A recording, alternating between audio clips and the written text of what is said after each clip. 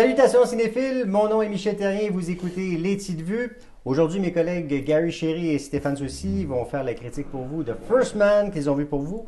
Ont-ils été captifs à cette odyssée retraçant la vie de Neil Armstrong ou leur œil a été soudainement en orbite en raison de la platitude du propos de ce très long film de 138 minutes que dure le long métrage de Damien Chazelle, voilà. C'était la deuxième fois qu'il travaillait avec notre ami Ryan Gosling. C'est peut-être pour ça qu'il l'a choisi. Est-ce que c'était un bon choix d'abord de prendre Ryan Gosling ou il aurait pu choisir quelqu'un de méconnu pour jouer le rôle? Il aurait pu prendre quelqu'un de méconnu, ça n'aurait rien changé. Il a pris Ryan Gosling pour avoir une forme d'attraction côté marketing. Son nom attire des gens, mais ça aurait pu être n'importe qui joue le rôle. Ouais. OK, d'accord. Bon, étant donné que je sais que lui, il a plus de critiques à faire que moi, je vais aller dans le positif. Vas-y. Non, vas-y, comment? Non, je t'écoute. OK. Alors donc, le premier homme à se lancer, c'est... C'est ça. Personnel, c'est moi.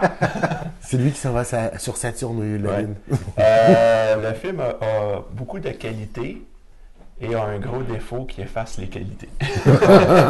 OK, toi, c'est le drame humain. D'accord. Qu'est-ce que tu n'as pas aimé là-dedans? Là? Non, ce que j'ai aimé, premièrement, avec la scène d'ouverture, quand j'ai vu le film, je me suis dit, mon Dieu, je regrette de ne pas avoir été le voir en IMAX. Parce que c'était vraiment impressionnant, là, la réalisation, les plans. Après ça, quand j'ai vu le reste du film, j'ai fait, bon, je suis correct en pas IMAX, j'aurais pas payé pour ça. Fait que la réalisation, intéressante. Le procédé qu'il fait, souvent, on est comme juste à l'intérieur des cockpits des fusées. Ce qui fait que, comme spectateur, on sent le danger qu'il y a là-dedans. La claustrophobie. La comment? La claustrophobie. Oui, c'est ça, la claustrophobie. Mais ça nous met vraiment le spectateur dans le danger de faire ces missions-là à l'époque. Absolument. Donc, tout ce côté-là technique, même je dirais c'est ça qui est intéressant, c'est tous les événements historiques des missions aérospatiales. Je veux dire, quand justement, avec le X-15 au début, première émission qu'il fait dans Gemini 8, l'émission d'Apollo qui foire, quand ils s'en vont sur la Lune, puis qu'ils atterrissent sur la Lune. Tout ça, super bien réalisé, intéressant. L'autre chose intéressante, c'est pas un film patriotique. Pas du tout. T'as pas les drapeaux, c'est pas du Michael Bay. On va vraiment comme pour le côté humain de ce qui s'est développé. C'est très efficace, c'est pas du ça explose pas finalement, la fusée explose pas. Mais c'est pas Gravity, full CGI, puis boum, boum, boum, boum. Ouais. C'est très efficace. C'est très efficace. Fait que, même j'avais lu un article, il y avait un sénateur aux États-Unis là, qui aimait pas le film parce que c'était pas assez patriotique, parce qu'on voyait pas le drapeau américain sur la Lune. Mais c'est pas ça le film. C'est pas America. Puis il aurait pu tomber là-dedans. Ça aurait été parce facile. qu'on a la course entre l'URSS et les États-Unis, mais ça, c'est effacé. Ça aussi, j'ai apprécié. Mais où j'ai un problème, c'est justement le personnage de Neil Armstrong. Il est plate. Il est plate. Je veux dire, je sais bien qu'il a vécu un drame. Un homme taciturne. Non, mais je veux dire, il est pas attachant, il est fret. Puis les personnages qui gravitent autour de lui sont pas attachants non plus.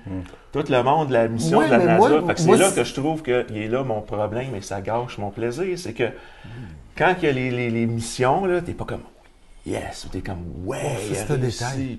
Non, mais c'est un détail, pas un détail. Je veux dire. Quand tu vas voir un film pendant plus là, c'est qu'on voit l'homme comme il était. Je sais pas s'il était vraiment comme ça, plate, comme tu dis, mais ça rend le tout intéressant parce que c'est pas quelqu'un qui est spectaculaire. C'est quelqu'un qui a une mission puis qui est complètement obsédé par rapport à ce qui est arrivé dans sa vie. Mais c'est ça que j'ai trouvé le fun. C'est pas dans le fla-fla, il n'a pas essayé d'être plus que qu'est-ce qu'il est.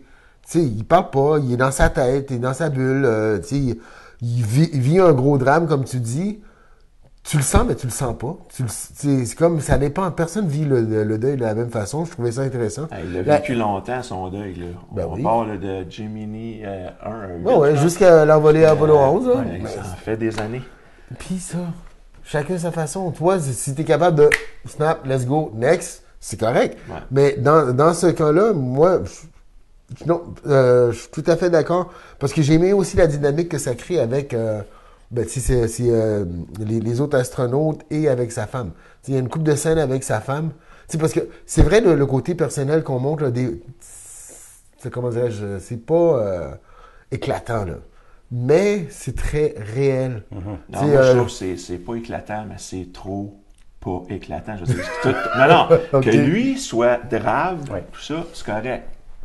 Mais ça t'en prend un. Mais là, de me faire croire là, que même l'équipe technique de la NASA, là, quand ils réussissent à atterrir sur la Lune, que c'est pas « Wow! » Écoute, là, c'est comme genre, c'est quasiment, s'ils font ça, high five, c'est quasiment « Wow! » C'est pour ça que je trouve, c'est que tout le côté humain qu'on a voulu amener, il est trop flat. Là. Ben, c'est tous des scientifiques, c'est tous des... ils sont pas tous plats. Non, mais c'est tous des brains. Oui, parce que je ne sais pas, tu comprends ce que je veux dire. Je ne parle pas qu'ils ouvrent la bière et tout. Je veux dire, si on compare avec, bon, je n'aime pas faire le jeu de comparaison, mais Apollo 13.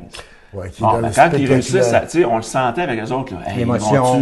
Ben, c'est ça, c'est ce côté émotif-là qui manque dans le film, qui m'a un peu frustré.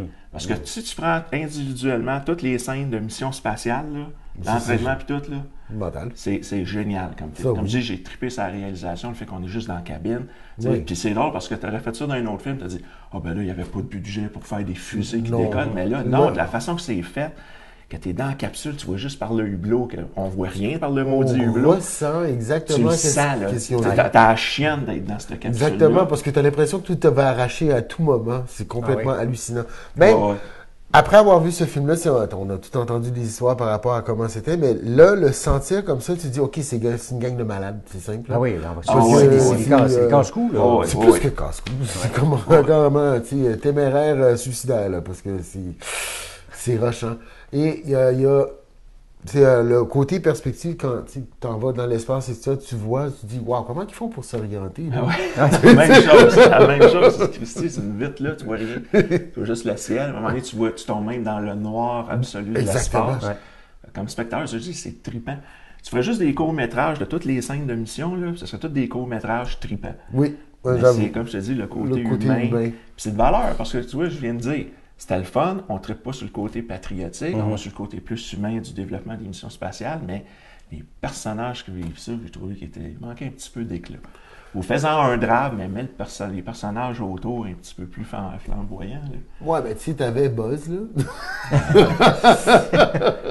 On le voit pas souvent non plus, là, mais c'est ça. Mais j'ai bien aimé pareil. L'as-tu vu en IMAX? Non. Le voir en IMAX? C'est exactement comme toi. Pour la scène d'ouverture, définitivement. Ouais. Parce que il y a un moment donné dans cette scène-là où est-ce que le son déchire tellement, toi-même, tu es dans ton siège, tu te dis, ouf, tu le sens. Alors, en IMAX, ça aurait été génial. Ouais. Mais, donc, pas un grand buzz là-dessus. Qu'est-ce que tu lui donnes comme note, Gary? Moi, je lui donne pareil un 7. Un 7? Ouais. Moi, je peux pas aller à un 7. Ouais. Je peux pas aller à un 7. Si je donne un 7, là, le monde va aller voir. Ah, il y a 7, c'est bon. Puis, non, tu trippes pas. Mais j'ai trippé pareil. Mais je donnerais pas un 6. Moi, je donnerais un 6.5. OK. Quand même. Mais le drame lui-même m'a pas dérangé, cet éclat-là. Parce qu'il y a une couple de scènes là-dedans, même si c'était pas éclatant. Quand sa femme le confond, tu vas aller parler au flot, là. Je dirais pas plus, là. C'est intéressant, là. Il y a des dynamiques. Il y a 2 scènes avec sa femme qui sont intéressantes, ça dure à peu près 1 minute. T'sais, quand elle dit tu vas parler au flou, puis quand elle donne de la marde au gars de la NASA parce que tu vas ouvrir le speaker, tu vas entendre ce qui se passe. Ouais. Fait que, écoute, 2 minutes palpitantes, côté humain. En tout cas. Bon, ben à vous de choisir si vous voulez aller voir ce grand film de 138 minutes, et puis vous nous direz ce que vous en pensez. Là, dans le moment, ce que vous avez à faire, c'est utiliser l'espace que vous trouvez devant vous pour, évidemment, vous abonner. Tout ce que vous avez à faire, c'est un petit geste avec votre index, mais qui aura une très grande portée.